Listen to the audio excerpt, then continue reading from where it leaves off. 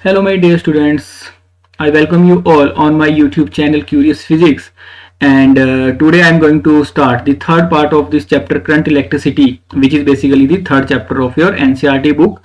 And the whole sole purpose of this lecture series is to focus on your board exams. So let's start. The today's first topic is Wheatstone bridge, which is basically the applications of Kirchhoff's rules. Okay, the basic circuit diagram of Wheatstone bridge is like this.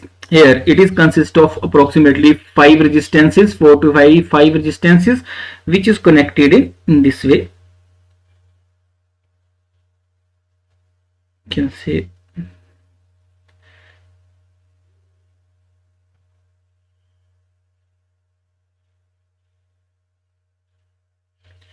this is point A, this is point B, this is point C, this is point D.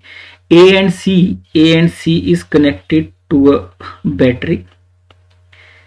A and C are connected to an external battery, say let's say potential V. B and D are connected to a external, you can say, galvanometer. B and D are connected to a galvanometer. This is R1, this is R2, this is R3, and let's say this is R4. Okay, let's say total current is I passing through this circuit, and when this particular I current enter at point A, let's say divided into two part, I2 from R2, I1 from R1, I4 from R4, and I3 from R3, and this Ig, a small current passing through this galvanometer. And what is the main purpose of adding galvanometer? Galvanometer is used to measure small currents through a particular wire, or you can say through a particular circuit, used to measure small currents. Okay, G means galvanometer. Galvanometer used to measure small currents. Okay, this is the basic idea. But the main point is this particular Wheatstone bridge, you can define this particular Wheatstone bridge can be of two types. One is balanced Wheatstone bridge, and second one is unbalanced Wheatstone bridge. First is balanced Wheatstone bridge and second one is unbalanced Wheatstone bridge. So what is the difference? In case of balanced Wheatstone bridge, current through galvanometer is zero. The current through galvanometer is zero, and in case of unbalanced Wheatstone bridge, the current through galvanometer is not equal to zero. This is the basic condition of balanced Wheatstone bridge. In your NCERTs, the main concept, you can say, the derivation of balanced Wheatstone bridge is given, and to increase your understanding, the unbalanced Wheatstone bridge is solved by you can say 2 by 2 questions. One is in your examples and one is in your exercise. Okay, so here the main purpose is to solve balanced, first case, balanced Wheatstone bridge. In case of balanced Wheatstone bridge, here the current is I through this galvanometer is zero. Then now you can apply the basically Kirchhoff's law. One is through KCL, or you can say by junction rule, you can say that I is equal to I1 plus I2, which is basically incoming current is equal to outgoing current. If Ig is equal to zero, then you can say that I2 is equal to I4 and I1 is equal to I3. Why? Because Ig is zero. If no current is passing through BD wire or this from this galvanometer, so you can say that I2 is directly goes from AB wire to BC wire. Okay, are you able to understand my point? Okay, so next, with the help of Kirchhoff's voltage law, or you can say loop rule, you can say there can be two loops. This is loop 1 and this is loop 2. This is loop 1 and this is loop 2. Then we will with the help of KVL, you can say in loop 1 how to apply loop rule. Then you can say that minus I1 R1 minus I1 R1 is equal to I1 R1 plus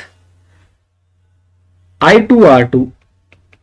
I2 R2 is equal to 0, or by simply you can say that I1 R1 is equal to I2 R2. This is the simple case. Then I1 plus I2, I1 divided by I2 is equal to R2 divided by R1. Let's say this is equation 1. This is equation 1.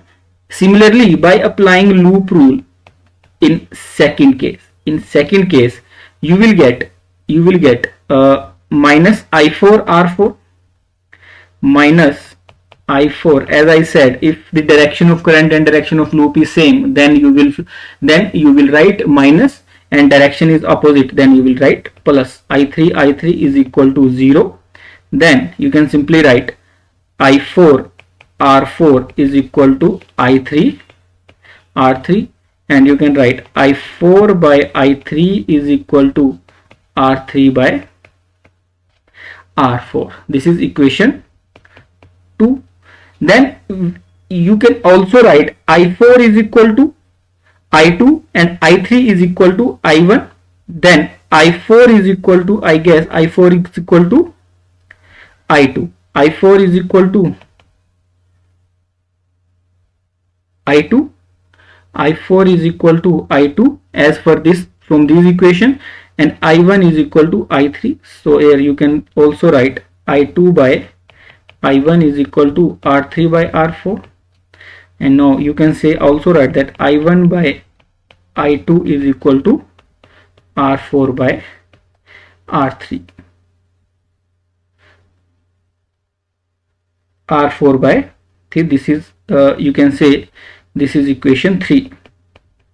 Now you can compare equation number 1 and equation number 3. You will get R2 by because their right hand side is same, left hand side is same, I1 by I2, so left hand side will also be same. So R2 by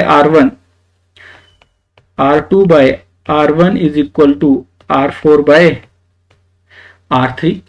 by R3, and you can also write, this is the relation, you can also write R2 to R3 is equal to R1 into R4.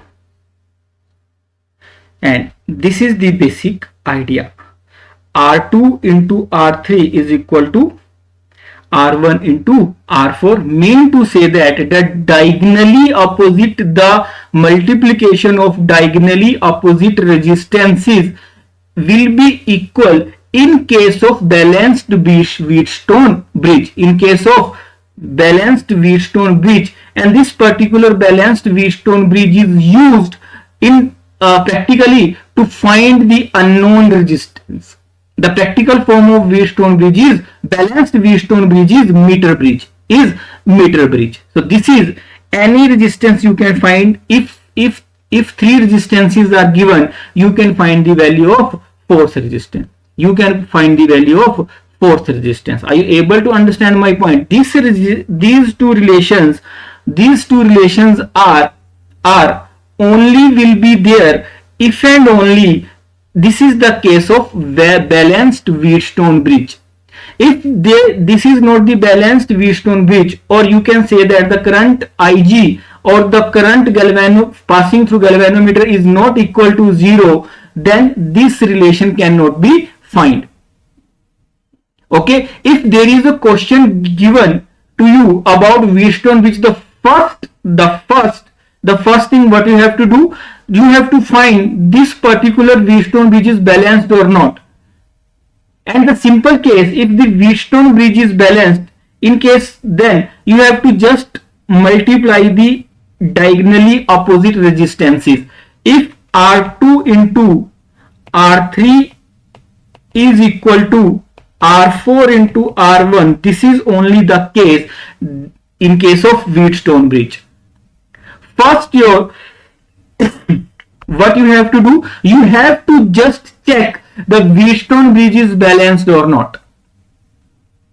Okay, and if Wheatstone bridge is balanced, then simply you can solve the all these particular, this is the simple case. So first what you have to do, you have to check Wheatstone bridge is balanced or not. And how can you check Wheatstone bridge is balanced or not? You have to just multiply diagonally opposite resistances. If the value comes equal, then you can say that Wheatstone bridge is balanced, and you can simply solve I2, I1 is equal to I3 and I2 is equal to I4. Okay, I think, are you able to understand my point? This is particular result always should be in your mind, how to start the particular question which is related to the Wheatstone bridge, Okay, so next is the basically the example which is basically based on Wheatstone bridge, This is the example, and in this example the Wheatstone bridge is given. But here you can say, you first what you have to find, the Wheatstone bridge is balanced or not. Here the multiplication of 5 into 100 is 500 and 60 into 10 is 600. 60 into 10 is 600, means to say that the multiplication of diagonally opposite resistances is not equal, mean to say that this particular case is unbalanced Wheatstone bridge.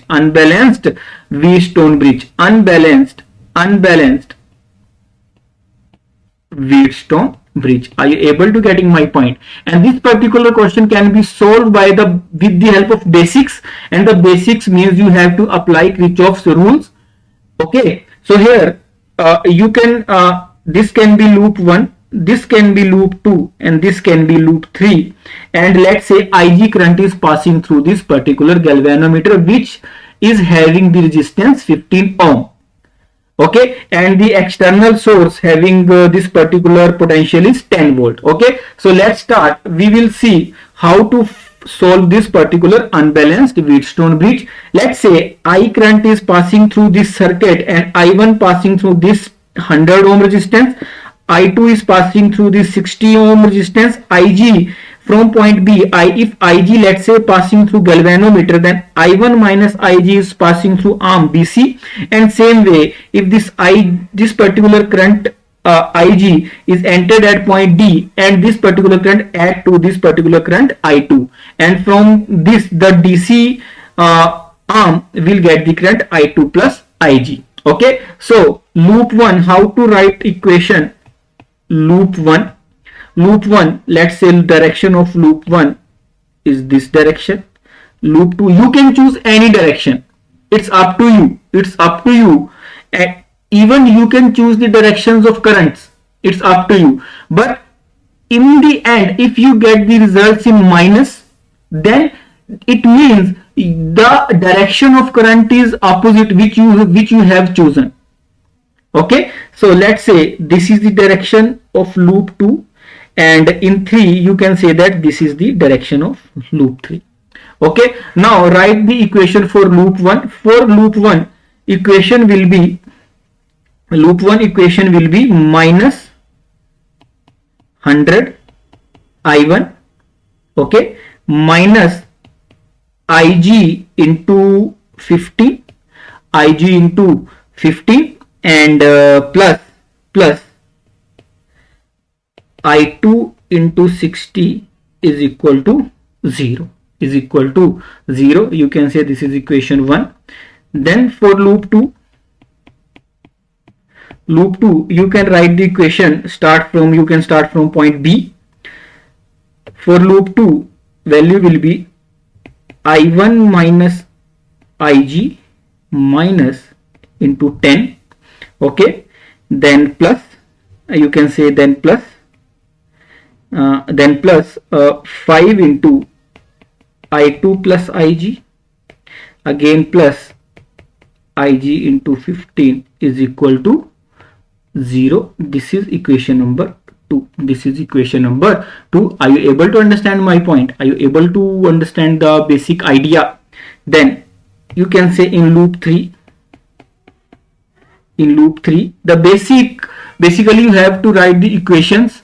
Basically you have to write the equation, you will get your answer automatically after solving this. The basic idea how to apply Kirchhoff's rule, you have to focus on how to write minus, where to write plus. The basic idea how to write equations should be there. You can choose loop in any direction, but if once you have choose particular direction of loop, the stick to that particular direction throughout the question. Okay, so next is in loop 3, you can say that minus 60 into I2, minus 60 into I2, minus 60 into I2, minus 60 into I2, minus 5 into I2 plus IG, I2 plus IG, and this direction the current, and next is plus 10. 10 is potential difference across the battery is equal to 0, and this is loop 3. Here you have to find the value of I1, I2 and IG, and you have 3 equations. You have basically you can say after solving these particular 3 equations, you will get the value of I1, you will get the value of I2, and you will get the value of IG, which is basically the current passing through this particular circuit. Okay, and after solving it, you will get the value of IG 4. I think in this question the value of there is 4.87 milliampere. Okay, the basic idea is how to write the equations, nothing else. After that, the simple calculations, the simple equations, the basic mathematics, the basic idea is how to write the equations, Are you able to understand my point? Okay, so this is basically this particular the above derivation, which is based upon balanced Wheatstone bridge, and this particular example which is based upon unbalanced Wheatstone bridge. But remember always, before start the question, the basic should be in your mind that you have to check this particular Wheatstone bridge is balanced or unbalanced. Okay, and how to check the balancing of Wheatstone bridge is depends upon this particular relation. Okay, are you able to getting my point? Okay, now we can move to the exercise part. I will try to give you hints of this particular exercise. The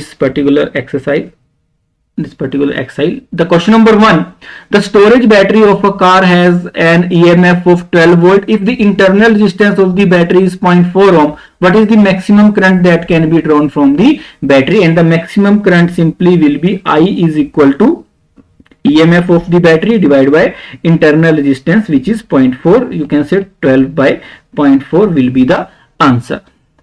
Okay.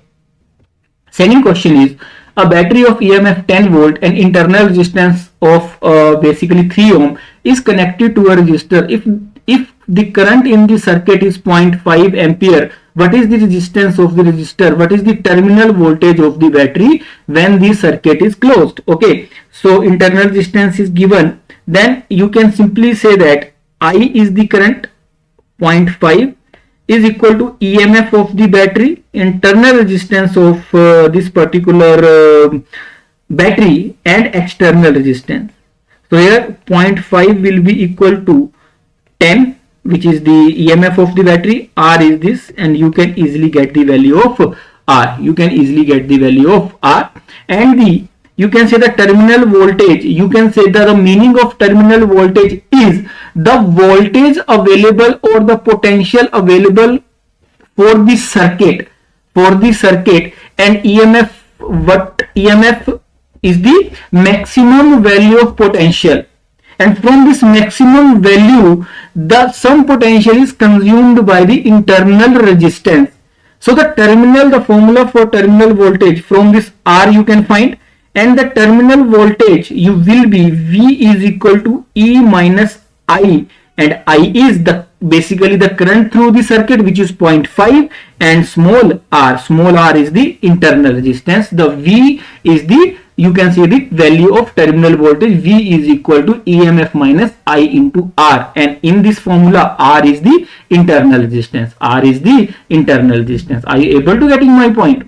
Next is 3.3. At room temperature, the resistance of a heating element is 100 ohm. What is the temperature of the element if the resistance is found to be 117 ohm, and given that the temperature coefficient of the material of the resistor is 1.70 into 10 raised to power minus 4 per degree Celsius. Okay, so this question is related to basically to the effect of temperature on the resistances. And what we have learned that R final is equal to R initial 1 plus alpha into delta T. This particular thing we have learned. This is the formula in which the resistance of a particular wire, or you can say the elements, this is the relation. Okay, so let's say the initial resistance is R, because here the initial resistance, okay, you can simply put this R final is 117, and what delta T is final temperature minus initial temperature. So R final is 117, R initial is 100, 1 is 1 alpha, 1.70 into 10 raised to power minus 4, and T final minus T initial 27. Or you can easily solve this particular equation one variable, and you will get the value of T final. Are you able to understand my point? Okay. Next is 3.4. A negligibly small current is passed through a wire of length 15 meter and uniform cross section 6 into 10 raised to power minus 7 meter square, and its resistance is measured to be 5 ohm. What is the resistivity of the material at the temperature of the experiment? Okay, here the what you have given, this you know the relation, the resistance is equal to resistivity into length by area, So everything is given. Length is 15 meter, area is 6 into 10 raised to power minus 7, and resistance is given. Simply you can find the resistivity. Okay. Next is a silver wire has a resistance of this and resistance this. Determine the temperature coefficient. Okay, you can again directly put the formula R final is equal to R initial 1 plus alpha into delta T. You can directly put this particular formula. Here the RF is 2.7, R initial is 2.1, 1 is 1, alpha and delta T is 2. I think check the value 2.7, and you have to delta T 100 minus 27.5, and after solving this particular equation you will get the value of alpha. Okay. Next is a heating element using nichrome connected to 230 volt supply draws an initial current of 3.2 ampere, which settles after a few seconds to a steady value of 2.8 ampere. What is the steady temperature of here? The R initial, you can say R initial will be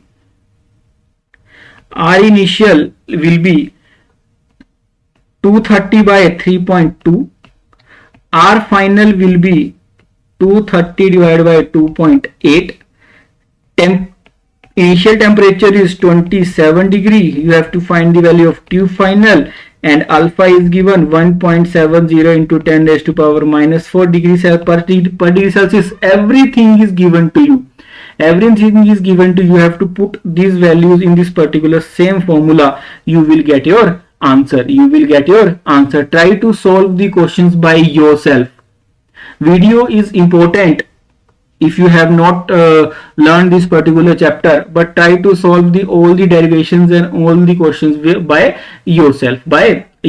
Okay, are you able to understand my point?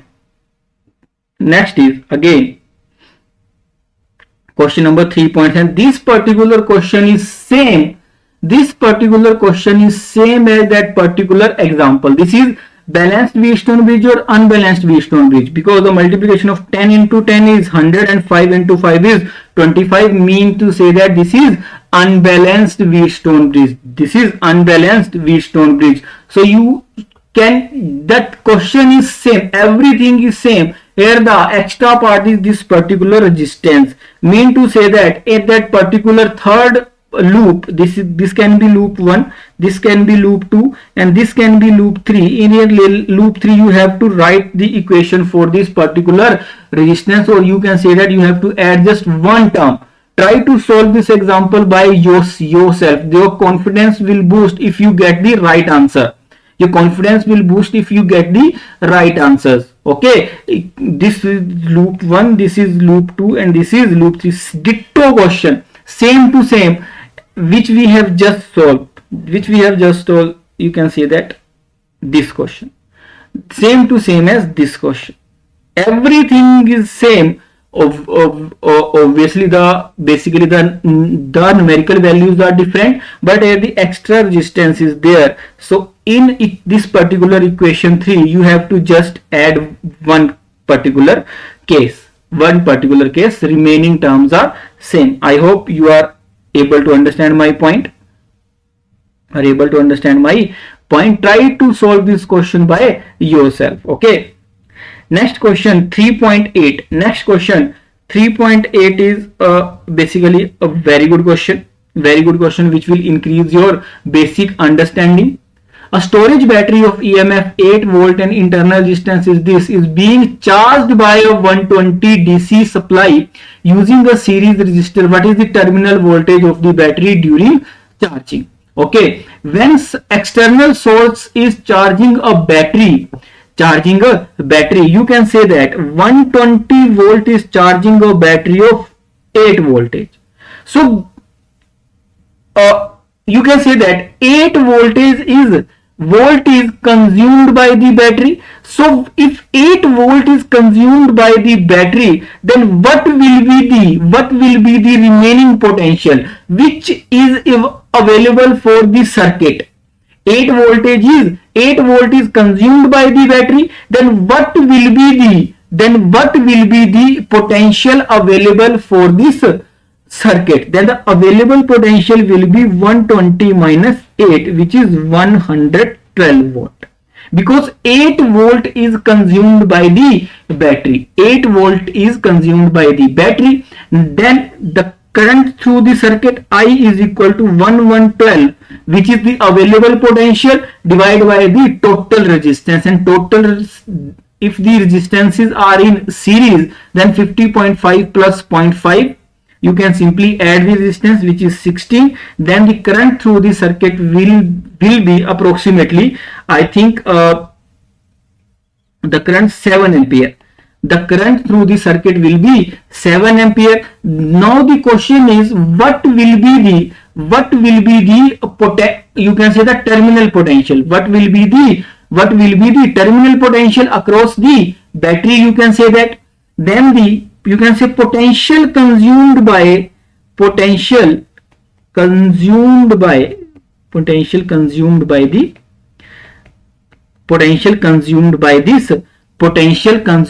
this particular resistance by the resistor, which will be 15.5 into 7, which will be 15.5 into 7.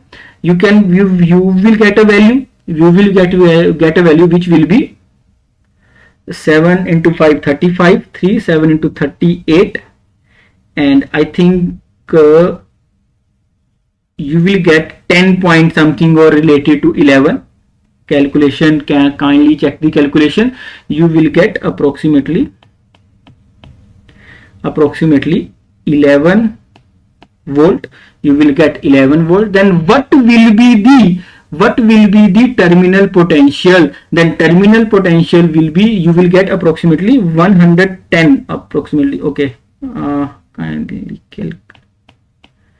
7 into this particular 7 into 5 35, 7 into 5 35, 35 plus 3 8 and 10, approximately 108.5 5 is the value.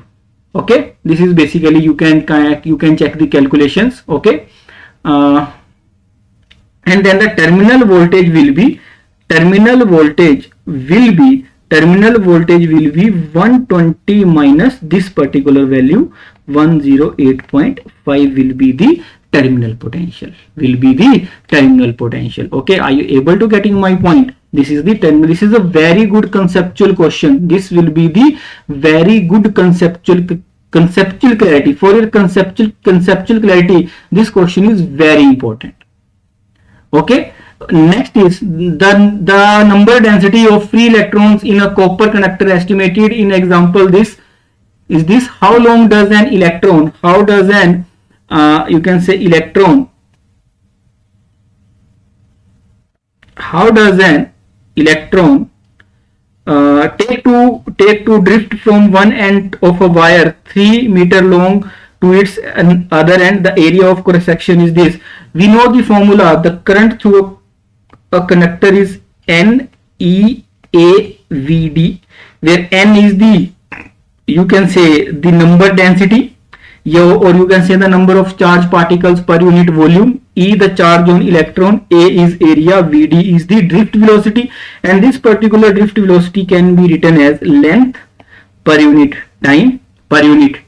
So formula comes out to be I divided by NEAL.